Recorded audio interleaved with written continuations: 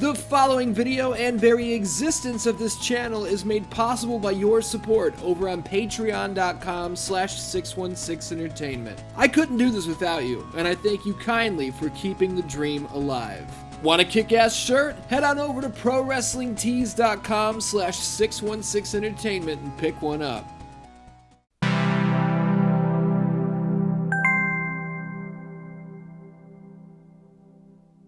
The pantheon of horror, like anything else, is subjective. There's no science to it. Legacy and impact hit different people in different ways. But if you stop a random person on the street and ask who the icons of the genre are, I'd imagine you'd be getting a ton of repeat answers. Michael Myers, Jason Voorhees, Freddy Krueger. A real OG might hit you with Dracula, Frankenstein's monster, so on and so forth. There are no right or wrong answers when it comes to opinion, you know? Any of these names could easily be etched into the Mount Rushmore of the macabre without much argument. But there's one name we didn't mention, one legend whose resume actually stands taller than he does. Hi, I'm Chucky, and I'm your friend to the end. Heidi-ho. You stupid bitch, you filthy slut! Chucky, the once innocent and, well, inanimate good guy doll, infused with the soul of a serial killer on the night of his death, hit the big screen for the first time in 1988. Yeah, if you haven't checked your watch in a while, dude's been hanging and strangling for 35 years now. Feel old yet? With 8 feature films, that includes the 2019 reboot, an ongoing television show, merchandise for miles, and plenty more to speak of, Child's Play most likely blew away even the greatest of expectations for its lasting legacy. Here today, though, we're going to dial it in. We're going to focus solely on the original, and we're going to dive deep, like we always do here on 616 Entertainment. Welcome to the very first episode of Scream Sequence, razor-sharp reviews of your favorite creepy classics. What's up, Dan-Dans? My name is Ian. I already said welcome to Scream Sequence, but for real, thank you for being here. Thank you for watching. If you're new around here, this show was brought to life by my greatest supporters over on Patreon. I set this goal, I worked really hard for a long time to hit the mark, and you guys showed up and not only hit that mark, but exceeded it, so now here we are, as promised, and I'm so excited to kick this show off. I'm not going to let you down with this brand new series, and if you are wondering what's in store, why don't I just tell you right now? On episode 2, we are going to trek deep into the broken and twisted world of 1999's Silent Hill on the PlayStation. So if you were on the fence about clicking that subscribe button, or hey, maybe you were even thinking about signing up to Patreon, hopefully I just made that decision a little easier. But enough talk, let's get to it. I'd first like to ask you all, and you can respond in the comments if you like, were you afraid of Chucky when you were younger? Hell, are you still afraid of him now? As a child, I was scared to death of Michael Jackson in the Thriller video.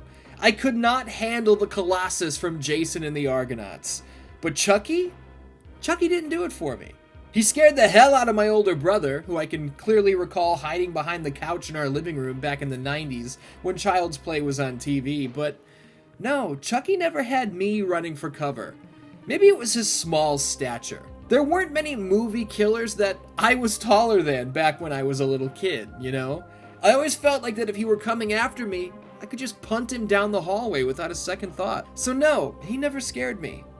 But he did make me punch one of my friends in the face as hard as I could. No, that's not a joke. And no, I'm not going to tell you that story right now. We'll circle back to it at the end of this video. How's that for a hook? Let's talk about where Chucky and the Child's Play name came from before we get into the nuts and bolts of the story and all that. How about it? Our bloody little good guy is far from the originator of the killer doll thing, after all.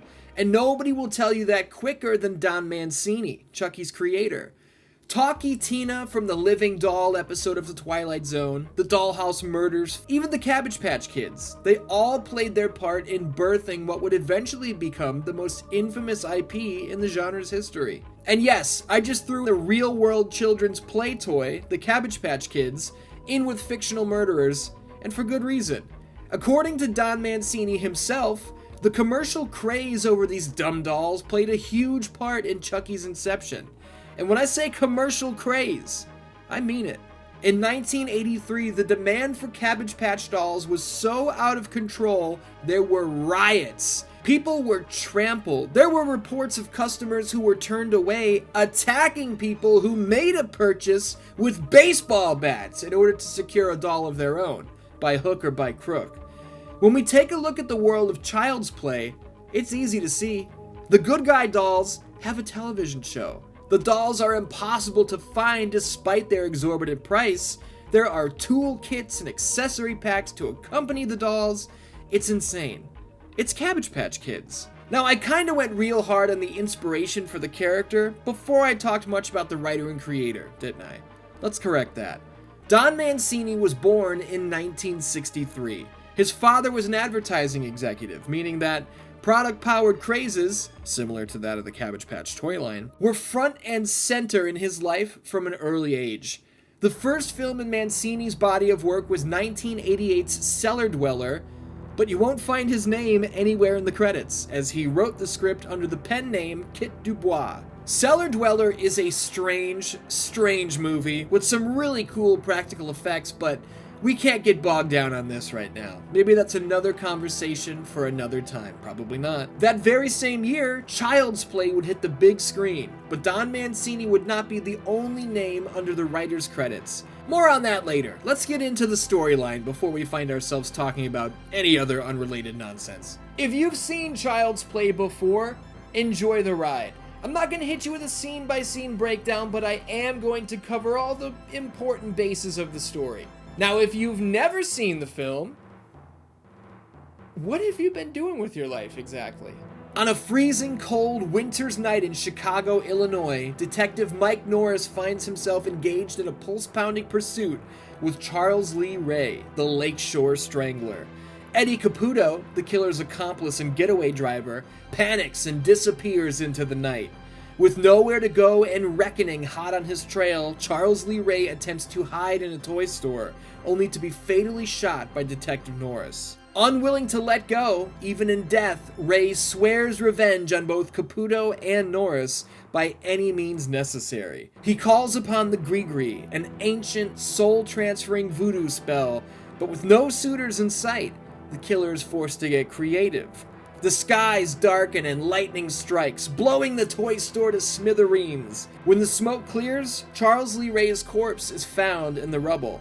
Little do the police know, it's just a shell, an empty vessel. The Lakeshore Strangler's soul lives on. Down the street, 6-year-old Andy Barclay wakes his mom up with an awful but thoughtful breakfast in bed. It's Andy's birthday, and he's definitely buttering his mom up in hopes that he gets a good guy doll. Karen Barclay is a single mom. She works hard, but times are tough. She's barely able to afford a used good guy from a grimy peddler in a back alley. Where do you think this guy got this doll from? Remember when I said Karen works hard to make ends meet? On her son's birthday, she's forced to work a double shift. She spends her break going home to deliver her little boy his surprise gift, his very own good guy doll. Karen's friend Maggie steps in as babysitter, and then she falls out the goddamn window.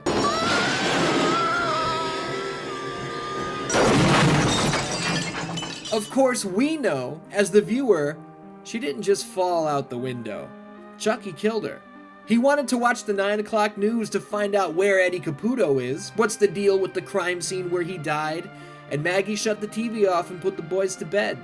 That's a no-go for Chucky, so he hit her in the head with a hammer and that's all she wrote. It's super creepy watching the doll's mannerisms before he's fully out in the open, you know? His eyes turning to the TV, the way he pauses to remember his canned lines in order to not blow his secret. Karen comes home to a crime scene, which is never good, and in short order, we're getting going here. How did the footprints get on the counter? How did Maggie fall out the window? Why is this 6-year-old saying that his doll is telling him these horrible things? He said that Maggie was a real bitch and got what she deserved. Upon Chucky's request, Andy skips school the next day, trekking all the way into the city through the darkest parts of town to an abandoned, crumbling little house on the outskirts of Chicago. Why? because this was the hideout Charles Lee Ray shared with good old Eddie Caputo, the man who left him behind. Don't leave me, God, no! How do things go for Eddie?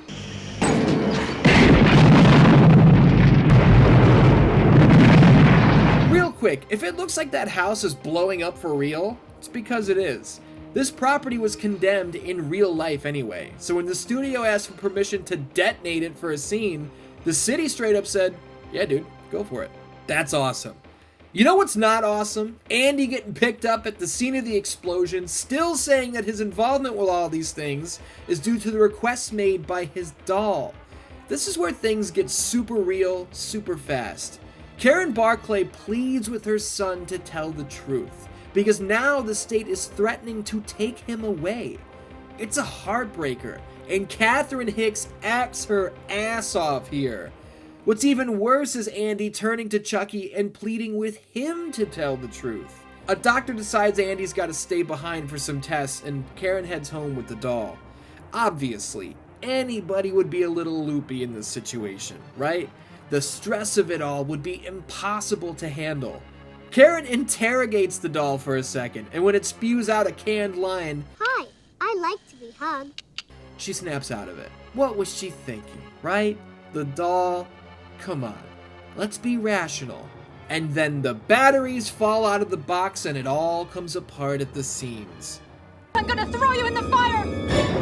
You stupid bitch, you filthy slut! 46 minutes into the film, this is the first time we're seeing the real Chucky out in the open. After locking onto Karen's arm like Ace Steel on a September night, Chucky disappears into the darkness of the city streets. We gotta pause here for 1 second. Look, I have said for years that the most unrealistic part of Child's Play is not a doll coming to life. I've said for years that the most unrealistic part of Child's Play is not a soul-transporting voodoo curse. The undisputed, single most unrealistic part of Child's Play is the fact that a toy from the 80s came with batteries included. I don't think so. Look, I was born a couple years later in 1990. I was there. This never happened. The batteries were never in the box. I've been saying this for so long that I was actually able to go back and dig up an old tweet from like 10 years ago. I guess I was pretty proud of this joke even back then, huh? Karen tracks down Detective Norris and explains what happened, and he still doesn't buy it. Why would he? Nobody would.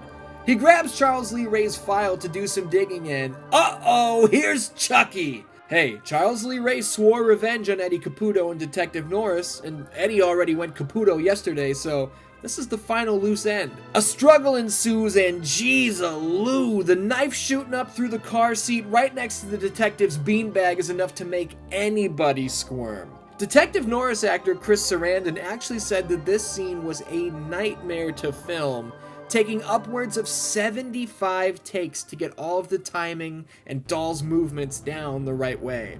The car flips, and in the aftermath, Norris shoots at charging Chucky in the chest at point-blank range, only for the doll to once again escape into the city streets. Chucky didn't get away unscathed, though. Somehow, some way, his plastic form is now producing blood. He's feeling pain. Chucky tracks down the voodoo priest who taught him the soul spell, demanding a way out. And that's when he learns that he's turning human. The longer he stays inside this doll, the more human he'll become. And the only way to escape this form is to enact the spell once again. But it will only work on the first person he exposed his secret to, Andy Barclay. It's worth noting that the voodoo priest didn't know who Charles Lee Ray truly was when he acted as his teacher. He didn't know he was educating a serial killer on the dark arts. He even tries to refuse to tell Chucky how to get out of the doll, but we all saw how that went for him.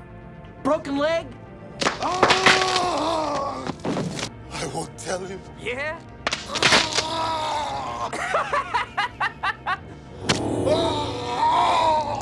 So long, John. Poor bastard.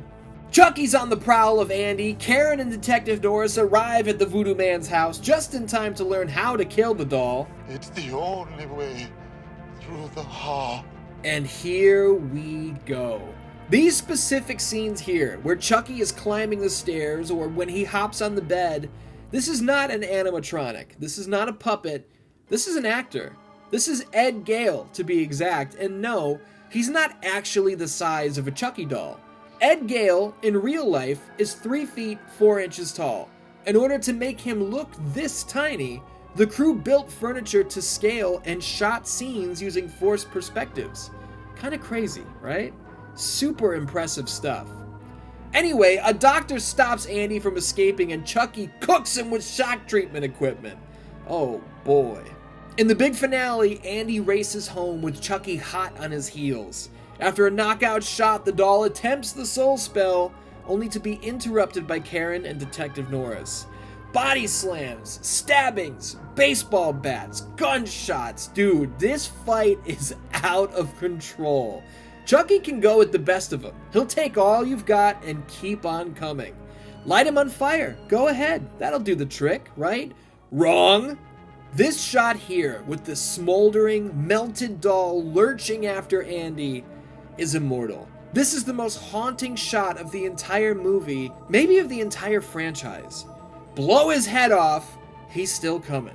Blast his limbs away, you can't stop him. Chucky is going to get you. When it finally seems like the soul of Charles Lee Ray has met its end, Detective Norris's partner shows up and bounces the head around like a basketball, unable to comprehend what he's just been told. But it's still not over. Through the heart. That's what the voodoo man said. Through the heart. And with one final gunshot, the lights go out. And with that, Child's Play ends. There's no cliffhanger. The severed, burned head doesn't start screaming. It doesn't wink right before we fade to black. The severed limbs don't come to life in an evidence locker. Andy looks back through the crack in the door. Freeze frame. Credits. That's it. I mentioned earlier that I was never really afraid of Chucky, and that might be because I always kind of imagined I could fight back against him in a way that I couldn't against a Michael Myers or a Jason Voorhees. But Chucky's persistence really is something to think about. Sure, if he's coming after you, you can get him away for a second. But good luck actually stopping him, you know? That is kind of scary to think about. And speaking of scary, that's a nice transition, right? You would not believe what a nightmare it was just writing this film and getting it ready to roll cameras. Child's Play was directed by Tom Holland. Not that one. Yeah, that one. Holland would not only take the director's chair, but a writing credit as well. You know how I mentioned earlier we'd get back to the writing issues? Here we go. Mancini's initial script had nothing to do with a serial killer's soul being voodooed into a doll, nor was it called Child's Play. The first draft was titled Batteries Not Included, which was dropped. I wonder why. The second name, Bloody Buddy, made a lot more sense when you take a look at Mancini's first go at it. Bloody Buddy was a fictional toy doll in this universe that, when smashed around, would leak fake blood. And that might sound far-fetched, but we have dolls in real life that pee, so is it really all that weird? In the Bloody Buddy days, little Andy Barclay would mix his own blood with that of the doll, bringing it to life somehow, and then it would go on to terrorize Andy's mother, basically living out the child's evil thoughts. Tom Holland thought this was a bit much. How could audiences possibly side with this little angry kid who practically implants these terrible thoughts and ideas into the doll's mind? Holland cooked up Charles Lee Ray, a serial killer who also went by the nickname the Lakeshore Strangler. The character's name is a reference to 3 real-world murderers, believe it or not. With multiple snags and issues popping up and halting the production of the film, Tom Holland actually exited the role of director to move on to other things. He was a busy man, after all, having directed Fright Night, Psycho 2, and other films before signing on for Child's Play. In Holland's absence, John Lafia would step in, reworking the stitched-together drafts of both prior scribes into something tighter and hopefully more cohesive. Lafia took the Charles Lee Ray character and connected him to the doll by having Ray fried in the electric chair. While he was being cooked, a bolt of lightning would strike, causing the killer's soul to be thrown into the factory where the good guy dolls were produced. You get the picture. And hey, just in case you thought things weren't complicated enough, Tom Holland would wind up coming back to finish the writing and would indeed serve as Child's Play's director when it was all said and done. The lightning bolt was out, the voodoo curse was in, and only now was Child's Play ready to roll. Maybe the only thing more ridiculous than a doll coming to life and murdering human beings is the process around writing this film in the first place, right?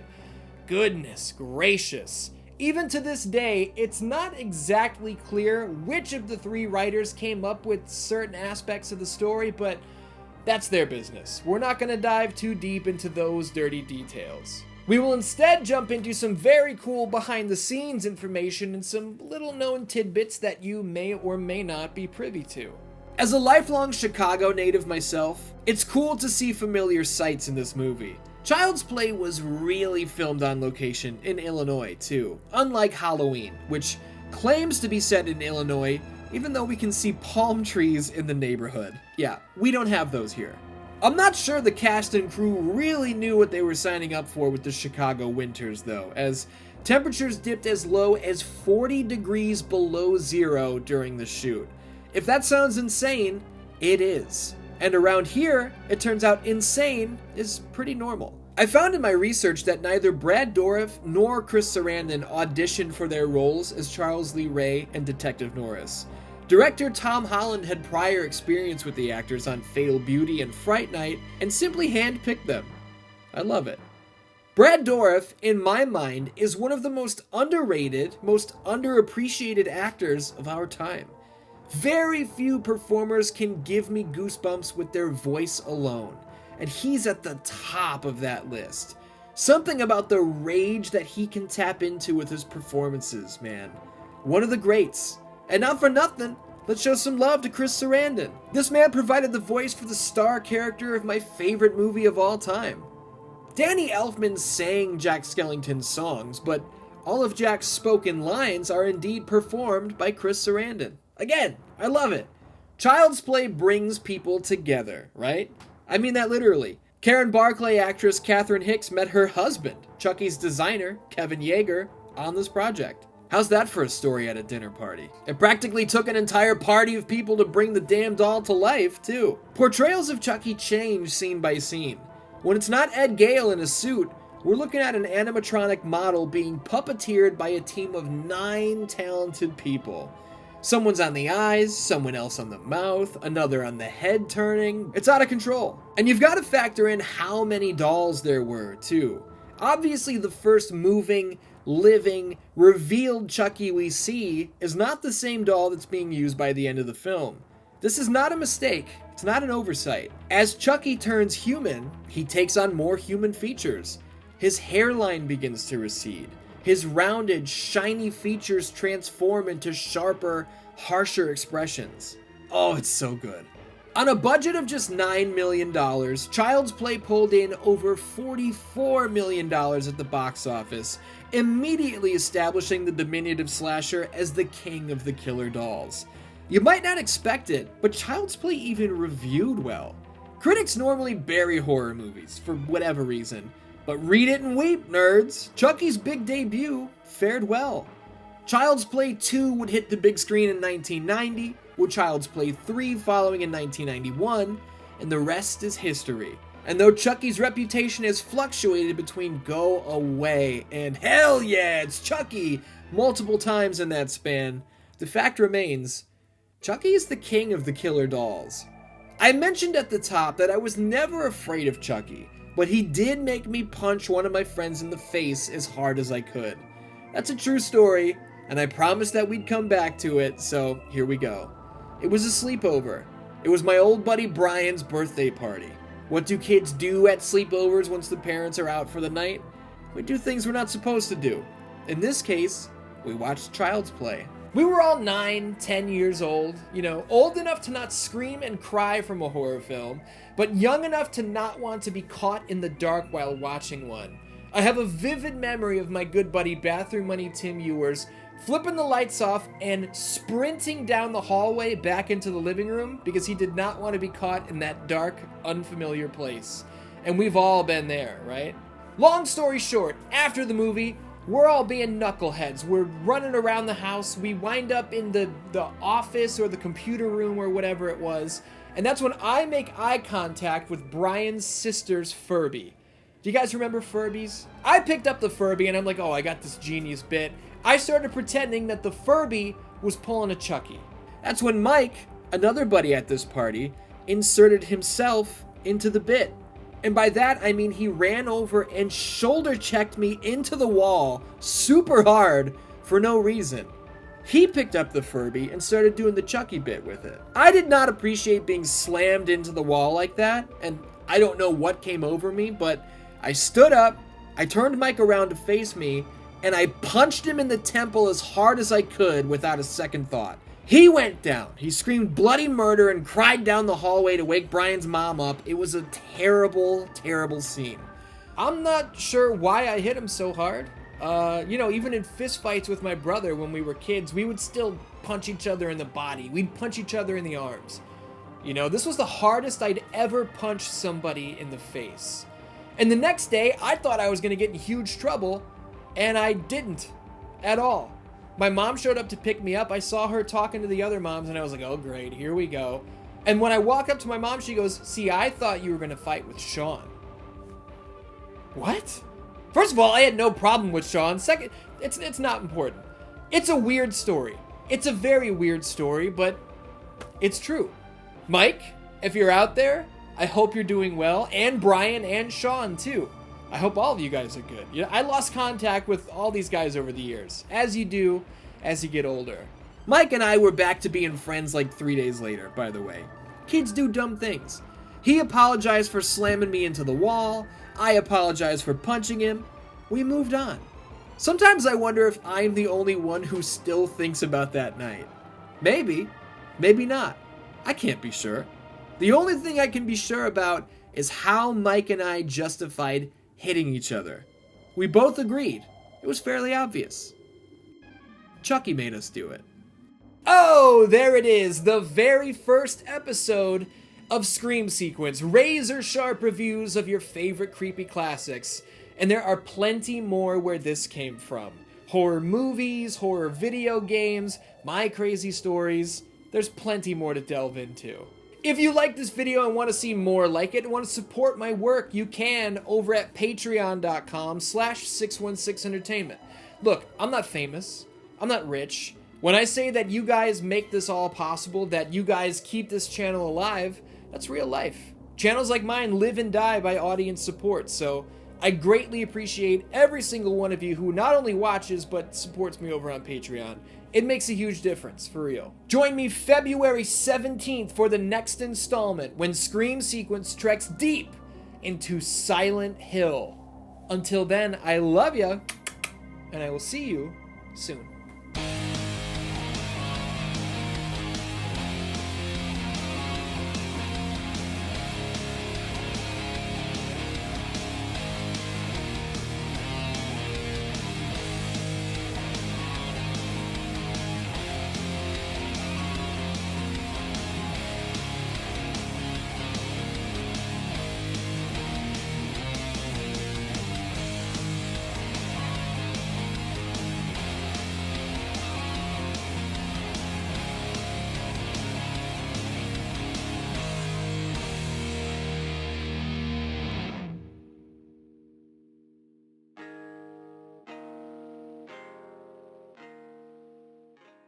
Hopefully you guys can tell I got a new lighting rig.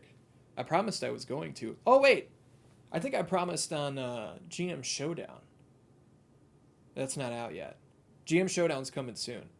This is what you can expect from it. Macho Man goes to the top. Oh! Flying elbow! Oh, look my at the God. Frankensteiner from Beetlejuice, but not he's even not the tagged in. legal man.